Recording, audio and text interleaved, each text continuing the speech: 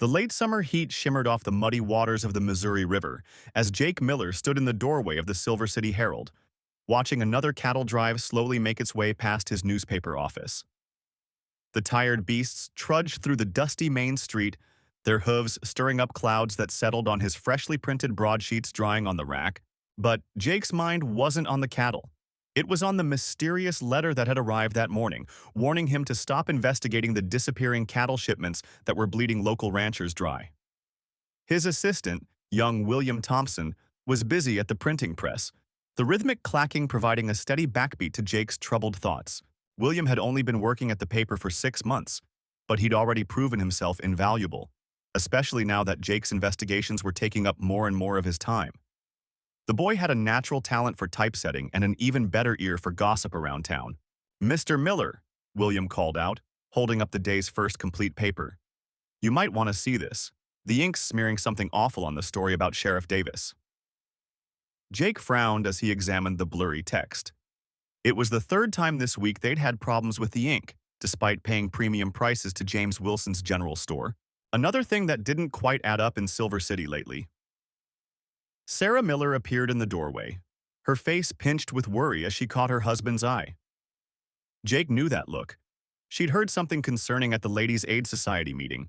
"Jake, Elizabeth Thompson was saying the territorial marshal is coming to investigate those missing cattle shipments," she said quietly. "And Mary Davis, the sheriff's wife. She left the meeting early, looking mighty upset." The cattle drives passing through Silver City had always been the lifeblood of their riverside community. Ranchers would bring their herds down from the northern territories, using the Missouri as a guide before shipping the cattle downstream to the hungry markets of St. Louis.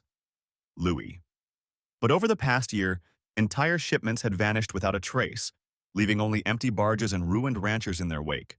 Jake had started asking questions after Thomas Johnson lost his entire spring herd. 300 head of prime beef cattle that supposedly never made it past Fort Worth. The shipping manifest showed the cattle loaded in Silver City, but according to the Fort Worth stockyards, they'd never arrived. Johnson wasn't the first rancher to lose everything, and Jake suspected he wouldn't be the last unless someone exposed the truth. The letter on Jake's desk seemed to burn through the wooden surface as he considered its implications. The careful handwriting warned him that accidents could befall nosy newspapermen and their families if certain stories weren't dropped. He'd received threats before, but this one felt different. More official, more dangerous. The paper bore the territorial governor's watermark, though Jake doubted the governor himself had penned the threat. William was watching him with concern, the boy's usually cheerful face serious. "Mr. Miller, I heard some men talking behind Wilson's store yesterday about how it'd be a shame if something happened to our printing press." He hesitated. "They mentioned Catherine, your daughter. Said it'd be terrible if she had an accident walking home from school." Jake's blood ran cold at the mention of his 12-year-old daughter. Catherine was the light of his life, already showing signs of following in his journalistic footsteps with her sharp questions and keen observations. The thought of anything happening to her made his hands shake as he gripped the edge of his desk. But backing down now would mean letting the corrupt officials win, and more honest ranchers would lose everything they'd worked for. Sarah moved closer, laying a gentle hand on his arm. "Whatever you're thinking, Jake Miller, remember you have a family to protect." Her words carried the weight of 20 years of marriage and shared struggles. She'd stood by him through every investigation, every expose of corruption he'd published. But this was different. This reached higher than any story he'd tackled before.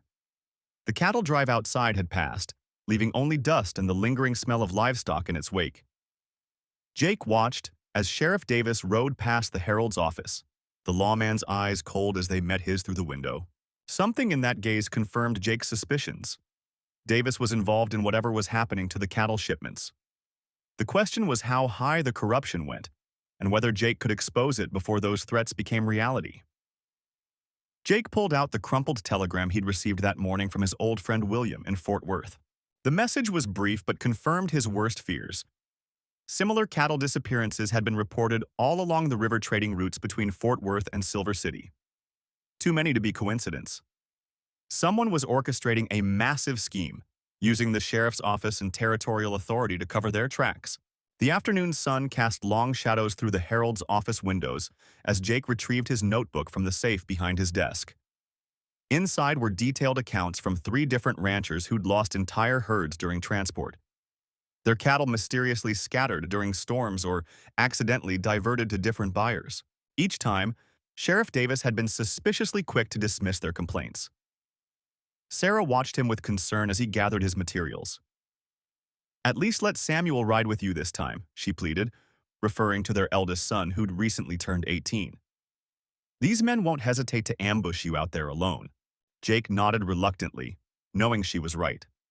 The threats had escalated since his first article suggesting official involvement in the cattle thefts. The door chimed as Thomas Burke, one of the affected ranchers, slipped inside. His weathered face was drawn with worry as he glanced nervously out the window before approaching Jake's desk. "Got something you need to see," he whispered, pulling out a leather-bound ledger. "Found this in one of the abandoned holding pens near Silver City. Names, dates, bribes paid to officials. It's all here." Jake's hands trembled slightly as he leafed through the damning evidence. The careful columns detailed thousands of heads of cattle redirected through a complex network of corrupt officials and buyers. More disturbing were the familiar names, not just Sheriff Davis, but territorial judges and even a state senator. This went far deeper than he'd imagined. The sound of horses outside drew their attention. Through the window, Jake spotted James Cooper, the sheriff's deputy, dismounting with 2 unfamiliar men. The way they moved, practiced, dangerous, told him they weren't ordinary cowboys. Sarah quickly ushered Thomas out the back door while Jake secured the ledger in his safe. "I'm riding out to meet William tonight," Jake told Sarah quietly, as the men's boots echoed on the wooden sidewalk. "He's gathered more evidence in Fort Worth, shipping records that don't match the official manifests. With both sets of documents, we can prove the whole operation." He kissed her cheek, seeing the fear behind her brave face. The bell above the door jangled as Deputy Cooper entered, his hand resting casually on his holstered pistol. "Evening, Miller. Sheriff wants a word about that article you're planning." His smile didn't reach his eyes as he glanced around the office. "Seems some folks are spreading dangerous rumors about missing cattle. Wouldn't want people getting the wrong idea." Jake maintained a neutral expression as he gathered his coat. "Just reporting the facts, Deputy. That's all I've ever done." He could feel the tension crackling in the air as the other men lingered outside, watching through the windows. The game had changed. They were done with threats and moving to action. But Jake had come too far to back down now. Sarah squeezed his hand as he headed for the door, her touch conveying everything words couldn't. They both knew what was at stake. Not just their lives and livelihood, but the future of every honest rancher and trader along the river routes. The truth had to come out, no matter the cost. Jake just prayed he could expose the corruption before those costs became too high. Jake walked beside Deputy William through Tombstone's muddy streets, his boots sinking into the spring thaw. The setting sun cast long shadows between the buildings, and he noticed several unfamiliar riders loitering near the livery stable. Their presence confirmed his suspicions. The cattle barons had brought in hired guns from outside the territory. The newspaper office behind him suddenly felt like a fortress he was being led away from, leaving Sarah alone with their life's work. The sheriff's office sat at the end of River Street, its weathered boards and tin star a mockery of law and order. Jake had spent countless hours there in friendly conversation with Sheriff Thomas before uncovering evidence of his involvement in the cattle theft ring. Now each step toward that door felt like walking into a trap, but he kept his spine straight and his gaze steady. The townspeople needed to see that their newspaper editor wasn't easily intimidated. Inside, Sheriff Thomas lounged behind his desk, boots propped up on a stack of wanted posters. The man who had once been Jake's drinking companion now regarded him with cold calculation.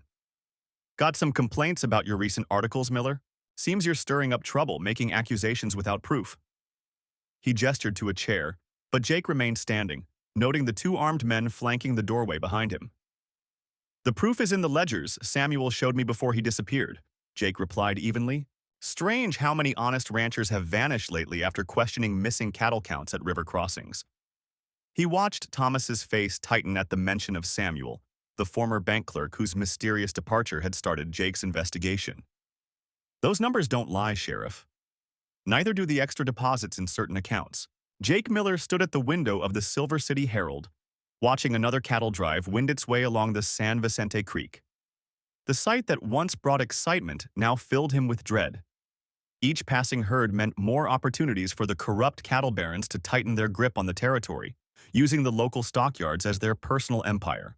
His latest editorial exposing their price-fixing scheme sat heavy on his desk, the ink barely dry. The bell above the door chimed as Samuel Thompson, his young assistant, burst in with wide eyes and ink-stained hands. "Mr. Miller, they're saying William Davis is coming to town. His men were bragging at the saloon about teaching some newspaperman a lesson." Samuel's voice quivered as he spoke, but his loyalty never wavered. The boy had worked for Jake since arriving in Silver City 3 years ago, back when the Herald was still printing church announcements and social calendars.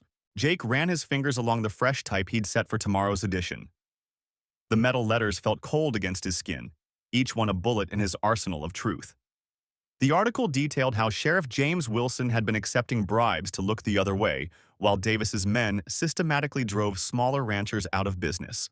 Jake had names, dates, and testimonies from 3 witnesses who'd finally found the courage to speak. Sarah Miller appeared in the doorway of their adjoining home, their infant daughter Catherine cradled in her arms. Her face bore the worried lines that had become all too familiar since Jake began his crusade against corruption. "Thomas Johnson came by earlier," she said softly. "He says his brother's ranch was burned last night. They're saying it was an accident, but—" She left the implications hanging in the air like smoke. The sound of hooves on the packed dirt street drew Jake to the window again. William Davis himself rode past, his black stallion's coat gleaming in the afternoon sun. The cattle baron's eyes met Jake's for a brief moment, and the threat in them was clear as day. Davis had built his empire through fear and violence, but he'd never faced an enemy armed with printer's ink and unwavering conviction. Inside the Herald's office, Jake found Elizabeth Wilson, the sheriff's wife, waiting. Her hands trembled as she placed a leather-bound ledger on his desk. "My husband thinks I don't know about his arrangement with Davis," she whispered. "But I've been keeping track. Every payment, every meeting. I can't live with this anymore." The ledger was a goldmine of corruption, but accepting it would put Elizabeth's life at risk. That evening, as Jake worked late setting type, a brick crashed through the front window. Wrapped around it was a note written in a careful hand. "Last warning. Think about your family." The threat was nothing new, but the handwriting belonged to Mary Thompson, Samuel's mother, and the schoolteacher. The web of corruption ran deeper than he'd imagined, reaching into every corner of Silver City. Samuel arrived early the next morning to find Jake still at his desk, surrounded by scattered papers and cold coffee. "Mr. Miller, I followed Davis's men last night like you asked. They met with someone from Fort Worth, a man named James Miller. I think he's your cousin." The revelation hit Jake like a physical blow. His own blood was involved in the corruption he fought against. The cattle drives continued past the Herald's office, but Jake now saw them differently. Each bellowing steer and cloud of dust represented more than just commerce. They were the lifeblood of a system built on intimidation and greed. He'd started this fight thinking it was about cattle barons and crooked lawmen, but it had become something far more personal. As the sun set behind the mountains, casting long shadows across Silver City's main street, Jake made his decision. Tomorrow's edition would carry the full story, names and all. He began setting the type as Sarah watched from the doorway, their daughter asleep in her arms. The truth would cost them dearly, but silence would cost them their souls. The question was no longer whether to publish, but how to protect those who had trusted him with their secrets. Emma Davis, William's wife, slipped into the office just before closing. Her face was hidden beneath a heavy veil, but her voice carried the weight of years of witnessed cruelty. "They plan to stop the paper tonight," she whispered. "Whatever happens, don't trust Thomas Johnson. He's been feeding you information, but he's really working for my husband." The pieces of the puzzle were falling into place, but time was running out. The night grew deeper as Jake worked, the lamplight casting dancing shadows on the walls. Samuel insisted on staying, despite Jake's protests. Together they set type, checked facts, and prepared for whatever morning would bring.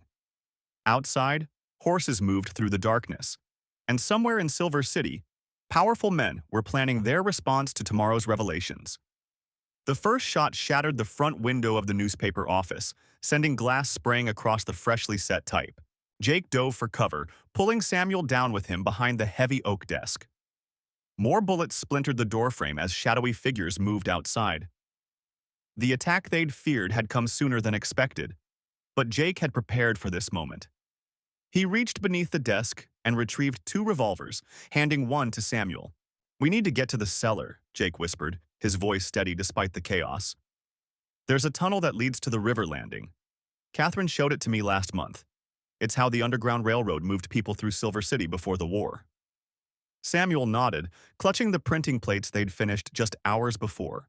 Those plates held enough evidence to bring down not just William Davis, but half the territorial government. Through the darkness, they could hear men dismounting, their boots crunching on broken glass. Jake recognized Thomas Johnson's voice giving orders, confirming Emma's warning. The bitter taste of betrayal mixed with fear as Jake realized how much information Thomas had gleaned during his visits to the newspaper office. Every casual conversation had been reconnaissance for this moment. They crawled toward the back room, staying low as more shots ripped through the building. The smell of gunpowder mixed with ink and paper. Jake thought of Sarah and Elizabeth waiting at home, praying they'd followed his instructions to stay with James at the fort if trouble started. The weight of their safety pressed on him harder than any threat to his own life. The cellar door creaked as they descended, and Jake winced at every sound. Above them, boots thundered across floorboards as the raiders searched the office. Samuel's breathing came in sharp gasps. The young man had never faced violence like this before. Jake squeezed his shoulder, steadying him as they felt their way through the pitch-black cellar. "Find them!" Thomas shouted above. "Davis wants those plates destroyed and the editor dealt with before sunrise."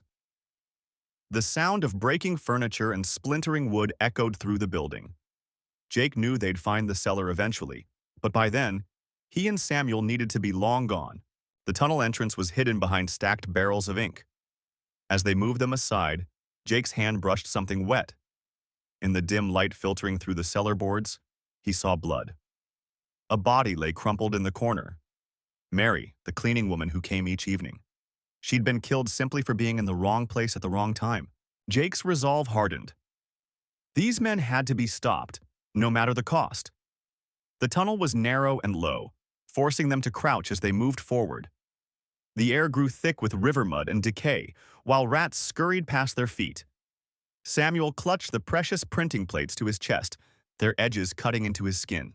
Every few yards, Jake stopped to listen for pursuit, but only the distant sound of flowing water reached them. After what felt like hours, they emerged near the river landing where small boats tied up to trade with Silver City's merchants. The moon had risen, casting enough light to see armed men patrolling the streets above. They'd have to wait until dawn to move safely, but Jake knew exactly where to hide. Catherine's riverboat was docked nearby, and she'd sworn to help if things went wrong. The weight of what they'd uncovered pressed down on Jake as they crouched in the shadows. William Davis wasn't just running cattle across contested territories.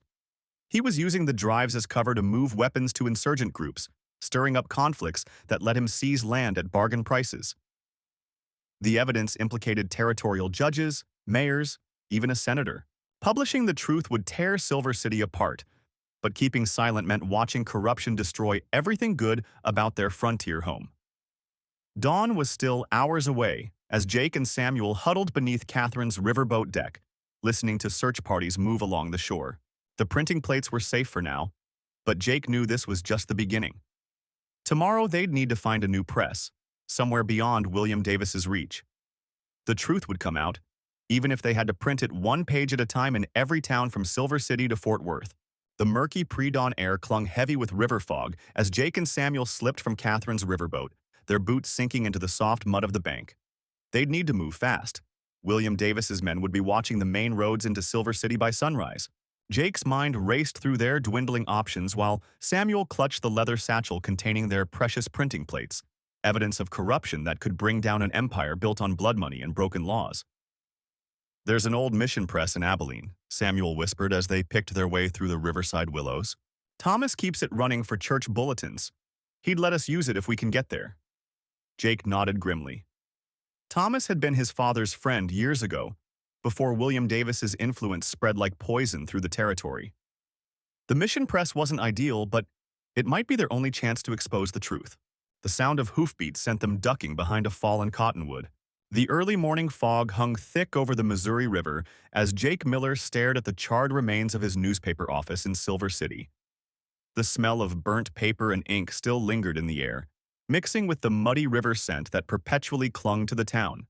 His assistant William Thompson's body had been found in the wreckage, and Jake couldn't shake the image of William's young wife Sarah collapsing when he delivered the news. Jake ran his fingers through his graying hair, his mind racing between grief and fury. The cattle baron Thomas Wilson and his pet sheriff James Davis thought they could silence the truth about their scheme to steal water rights from smaller ranchers by controlling the river access. But they hadn't counted on Jake having a second set of records hidden away at his home, documenting every illegal dam and diverted stream over the past year. Sarah Thompson appeared beside him in the dawn light, her face set with determination despite her red-rimmed eyes. "I found something in William's desk at home," she whispered, pulling out a leather-bound journal. He'd been keeping his own records of the night patrols, the mysterious meetings at Wilson's ranch. "There's more to this than just water rights, Jake. They're running something bigger through those cattle drives." Inside his home on the outskirts of town, Jake's wife Catherine was packing their belongings, while their daughter Emma slept upstairs. The thought of sending them away to safety in Fort Worth tore at his heart, but after William's murder, he couldn't risk their lives. Catherine understood the importance of exposing the truth, but her eyes held a fear he'd never seen before. The journal revealed an intricate operation using the cattle drives as cover for smuggling stolen gold from the Territorial Bank in Tombstone. Wilson's men would attack their own herds near river crossings, creating a diversion while others moved the gold. Sheriff Davis ensured no real investigations took place, and Territorial Judge Samuel Johnson looked the other way for a cut of the profits. Jake's mind wandered to the mysterious fires that had destroyed 3 small ranches along the river last month. The owners had refused to sell their water rights to Wilson, and now one was dead, another crippled, and the third had fled to Abilene.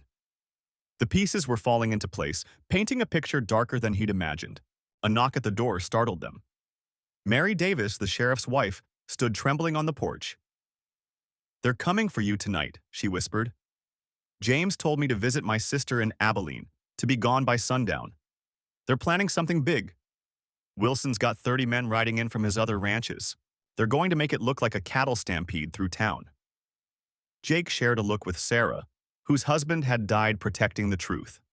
They had hours to save not just their own lives, but the entire town. The evidence needed to reach territorial authorities in Fort Worth, but the telegraph lines had been cut, and Wilson's men watched every road. The river, however, might offer a way, if they were clever enough and desperate enough to risk it. Catherine emerged from upstairs, Emma wrapped in a blanket in her arms. "The Miller family has been printing truth in this town for 3 generations, she said firmly. "My father died defending this newspaper, and I won't let them destroy everything we've built. We fight back. Tonight." Her words carried the weight of years spent watching her husband risk everything for justice. The plan took shape quickly. Sarah would lead Catherine and Emma downriver by boat, carrying the evidence to Fort Worth. Jake would stay behind with Mary Davis and organize the townspeople who'd been victims of Wilson's schemes. The cattle drive approaching from the north provided both threat and opportunity, if they could turn Wilson's own plan against him. Elizabeth Wilson, Thomas's wife, had watched her husband's growing corruption with increasing horror. When Jake sent word through Mary Davis about their plans, Elizabeth provided crucial details about the timing of the cattle drive and the locations of Wilson's men. Her loyalty to justice over her husband would prove decisive in the coming hours. As dusk approached, Jake gathered a group of trusted ranchers and merchants in the basement of the church. They'd been victims of Wilson's water rights theft, losing livelihoods built over decades. Armed with the truth from William's journal and Elizabeth's information, they prepared to face the night that would determine their town's future. The sounds of approaching cattle filled the air as darkness fell. Wilson's men would expect to find Jake at home, planning to use the stampede as cover for what would appear to be another tragic accident. Instead, they'd find themselves caught between their own panicked herds and the justice they'd long avoided. The truth, like the mighty river itself, could be diverted but never truly stopped. The cattle thundered through the narrow valley as planned, but Wilson's men had split into 2 groups, flanking both sides of the gorge. Jake and his allies found themselves caught in a deadly crossfire, pressed between the rushing river and the stampeding herd. The cool night air filled with gun smoke and the terrified bellowing of cattle as the first shots rang out across the water. From his position behind a cluster of riverside boulders, Jake spotted Samuel trying to reach the higher ground where Elizabeth had indicated Wilson's weapons cache would be stored. The newspaper editor's hands trembled, not from fear, but from rage, as he thought of his murdered assistant and the smoldering ruins of his printing press. The truth had cost too much to surrender now. Sarah and Mary had positioned themselves in the old river mill, its water wheel creaking ominously in the darkness. They'd converted the abandoned structure into a makeshift infirmary, knowing the night would demand its use. Catherine kept watch from the upper window, her rifle trained on the narrow path where Wilson's men would have to pass if they hoped to reach the town. The cattle drive itself had become chaos, the spooked animals breaking formation and scattering across the valley floor. Jake recognized Wilson's strategy. The stampede wasn't meant to kill them directly, but to force them into the open where his gunmen waited. But Elizabeth's warning had given them time to prepare, to turn the valley itself into a trap for those who thought themselves the trappers. Through the darkness, Jake caught glimpses of Thomas and James moving among the herd, using the panic to their advantage. They'd spent their lives working cattle, understanding the animals' movements in ways Wilson's hired guns never could. The beasts became weapons themselves, their massive bodies forcing Wilson's men to abandon carefully chosen positions as the tide of flesh and horn swept through. The sound of splintering wood echoed across the water as the first of Wilson's men discovered the sabotaged bridge. Elizabeth had marked which support beams could be weakened without causing immediate collapse, creating a deadly surprise for anyone attempting to cross. The screams of men and horses mingled with the rushing river below. Emma's signal fire blazed to life on the ridgeline, casting strange shadows across the valley and momentarily blinding Wilson's sharpshooters. The flames spelled out a message visible from Silver City to Fort Worth. The corruption would no longer hide in darkness. Jake had insisted on this public display, knowing that even if they fell, the truth would spread beyond Wilson's reach. The battle shifted as the remaining cattle broke through Wilson's eastern line, sending his men scrambling for safety. Jake seized the moment, leading a charge toward the cache of evidence Elizabeth had described. William's journal was only part of the story. The real proof lay in Wilson's own records, documents that would implicate not just the local sheriff, but territorial judges and politicians who'd profited from years of water rights theft. Sarah's voice cut through the chaos, a warning shout that saved Jake from Wilson himself, who'd emerged from the shadows with pistol drawn.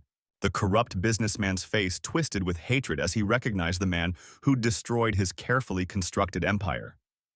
But before he could fire, Elizabeth appeared behind her husband, her own weapon pressed against his back. The fighting died down as dawn approached, the valley floor littered with evidence of the night's struggle. Jake surveyed the scene from the river's edge, watching as Samuel and Thomas began gathering the scattered documents. The water flowed on, unchanging despite the violence it had witnessed. Like the truth itself, it could be damned but never truly stopped. In the end, it wasn't gunfire that brought Wilson's empire down, but paper. Letters, contracts, and ledgers that told the story of decades of corruption. Jake's printing press lay in ruins, but others would take up the story. The truth, once released, would flow like the river itself, nourishing the land it touched and washing away the rot that had poisoned their community. As the sun rose over Tombstone, Jake watched Elizabeth lead her husband toward the waiting authorities.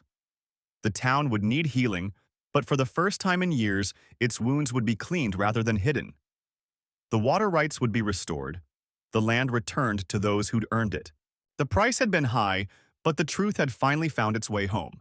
The sun rose blood-red over the Silver City riverfront as Jake Miller stood in the charred ruins of his newspaper office, ashes coating his boots and despair weighing heavy in his chest. His printing press lay in twisted wreckage, type blocks scattered like fallen soldiers across the scorched floorboards. But it wasn't the destruction of his livelihood that haunted him. It was the sight of young Thomas Wilson's body they'd found in the alley behind the building. A bullet through his heart, and his apprentice printer's hands still stained with ink. Sarah Miller watched her husband from the doorway, her face drawn with worry. They both knew who was behind this. Sheriff James Thompson and his corrupt band of cattle barons who controlled everything along the river from Silver City to Fort Worth. For months, Jake's newspaper had been publishing evidence of their schemes. The stolen cattle driven across state lines, the bribes paid to territorial officials, the homesteaders driven from their land through violence and intimidation. "We should leave," Sarah whispered, glancing nervously down the empty street. "Take Elizabeth and go east where they can't reach us." Their 8-year-old daughter was all they had left now, and the thought of her ending up like Thomas made Sarah's blood run cold. But Jake slowly shook his head, his jaw set with the same stubborn determination that had driven him to keep printing the truth even after the first threats began. "If we run, they win," he said quietly. "And they'll keep winning, keep stealing, keep killing until someone finally stands up to them." He reached into his coat and pulled out a small leather journal, Thomas's personal notebook that documented every crooked deal and midnight meeting he'd witnessed while gathering information for their exposés. "Thomas died to get this truth out. We owe it to him to finish what we started." William Davis watched from his general store across the street, torn between loyalty to his old friend Jake and fear for his own family. He knew the cattle barons would come for anyone who helped the newspaper man now.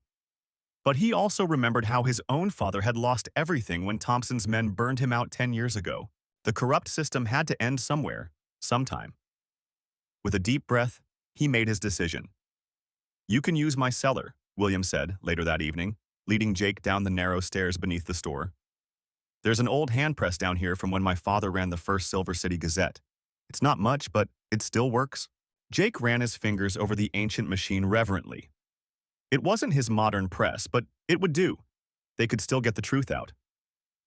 The next week was a blur of secret meetings and midnight printing sessions. Catherine Davis, William's wife, helped Sarah gather statements from other victims of Thompson's schemes, while Jake and William worked the press. Samuel Johnson, a sympathetic banker, provided documentation of suspicious financial transactions. Slowly, methodically, they built their case against the corrupt powers that had controlled the river for so long. But Thompson's men were watching. They knew something was happening beneath the surface of the seemingly broken newspaper man. When Elizabeth Miller disappeared on her way home from school one afternoon, Jake's world stopped turning. The note arrived an hour later, a simple message demanding he turn over all evidence and leave town, or he'd never see his daughter again. What followed was the longest night of Jake's life as he faced an impossible choice between justice and his child's life. But as dawn approached, Sarah appeared in the cellar with a plan. She had contacted Mary Thompson, the sheriff's estranged wife, who had left him years ago after witnessing his cruelty. Mary knew where they would be holding Elizabeth. In the gray hours before sunrise, an unlikely alliance took shape. Mary Thompson led Jake and William to an old riverboat warehouse where Elizabeth was being held. While the men created a distraction at the front, Sarah and Catherine slipped in through the back, found Elizabeth, and spirited her to safety. But they also discovered something else. Ledgers documenting years of criminal enterprises that would damn Thompson and his entire operation. The next morning's edition of the Silver City Gazette appeared as if by magic all across town.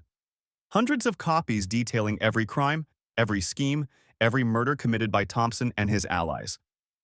When territorial marshals arrived that afternoon, they found Thompson and his men already surrounded by angry citizens demanding justice. The mighty had finally fallen. Weeks later, Jake stood in his rebuilt office, watching the river traffic flow past as it always had. Thomas Wilson's portrait hung on the wall, a reminder of the price of truth. But Silver City was changing. Honest men now ran the cattle operations. Homesteaders were returning to their land. His daughter was safe, his wife proud, his conscience clear. Sometimes the highest cost of justice was being willing to risk everything to see it done. Standing at his new printing press, Jake Miller began setting type for tomorrow's edition. There would always be corruption to expose, truth to defend, battles to fight. But now, Silver City knew it had a voice that couldn't be silenced, a light that couldn't be extinguished. Sometimes, he thought, that was victory enough. The changes in Silver City rippled outward like circles in the river's waters. Within months, other newspaper editors from Abilene to Fort Worth began writing to Jake, seeking advice on confronting their own local corruption. He responded to each letter carefully, sharing hard-won wisdom while warning of the costs that came with speaking truth to power. The letters reminded him of Thomas Wilson's sacrifice, how one person's courage could inspire others to stand against injustice. Sarah, his wife, noticed Jake spending more time mentoring young writers who arrived in Silver City hoping to learn from his example. She watched proudly as he taught them not just about printing and investigating, but about the weight of responsibility that came with wielding the power of the press. The scars from their ordeal remained. Jake still checked the locks twice each night, and Emma's nightmares about Thompson's men hadn't fully faded, but they were healing together. The river brought new opportunities as honest merchants and traders established themselves along the waterfront. Jake's newspaper documented the town's transformation from a den of corruption to a respectable trading hub. The cattle drives still passed through, but now the drovers dealt fairly with local ranchers instead of facing extortion. Even William Thompson's old allies who had escaped prosecution found themselves powerless as the community united against their schemes. One cool autumn morning, Jake received an unexpected visitor, James Crawford, the territorial governor himself. Over coffee in the newspaper office, Crawford admitted that Jake's exposé had forced him to confront corruption in his own administration. Several officials tied to Thompson's operation had been removed. The governor offered Jake a position as special investigator for the territory, but Jake declined politely. His place was here, watching over Silver City. Elizabeth, his daughter, had started helping at the newspaper office after school, learning the family trade. Jake found her one afternoon studying Thomas Wilson's portrait, asking questions about the man who had given his life for the truth. He explained how Wilson's sacrifice had given them the courage to continue when all seemed lost. She nodded solemnly, understanding that some principles were worth dying for, but more importantly, worth living for. The rebuilt printing press ran smoothly now, its rhythmic clatter a heartbeat in the growing town. Jake's editorials continued to challenge injustice, but with a hard-earned wisdom tempering his words. He had learned that lasting change required not just courage to confront evil, but patience to build something better in its place. The truth was still his weapon, but he wielded it with greater precision. Beyond Silver City's borders, other corrupt officials watched their power erode as more newspapers followed Jake's example. A network of honest editors emerged, sharing information and supporting each other against threats. Jake's story became a symbol of hope, proof that one determined voice could awaken a community's conscience. The river carried their words to distant towns, spreading ripples of change across the territory. In quiet moments, Jake sometimes stood at his office window, watching the river flow past as it had that terrible day when Thompson's men came for him. But now he saw more than just the water's endless journey. He saw the bustling docks, the honest trade, the children playing safely in the streets. Silver City had found its soul again, and his newspaper would remain its conscience, reminding people that freedom demanded eternal vigilance. As winter approached, bringing cold winds down from the mountains, Jake prepared a special edition marking 1 year since Thompson's fall. The front page carried not just the story of corruption exposed, but tales of how ordinary citizens had rebuilt their community. Thomas Wilson's name led the list of those who had sacrificed for justice, ensuring that future generations would remember the price of their freedom. The setting sun painted the river gold as Jake finished the edition. Emma brought him coffee, her young face showing the same determination he felt. Sarah and Elizabeth worked together at the typesetting table, their hands moving with practiced grace. Outside, Silver City prepared for another night, secure in the knowledge that truth still had guardians watching over her. The darkness would never again go unchallenged.